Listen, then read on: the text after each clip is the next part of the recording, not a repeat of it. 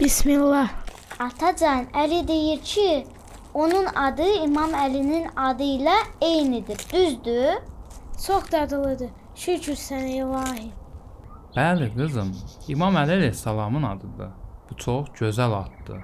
İmam Əli böyük şəxsiyyət, ilk imamımızdır. Atacan, başqa imamlar da var. Müsəlmanların 12 imamı var. Bunlar Həzrət Peyğəmbər sallavatullahın nəslindən və hər biri çox dəyərli, salih insanlar olublar.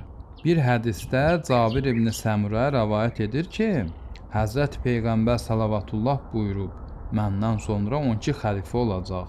Bu 12 nəfər bizim 12 imamımızdır.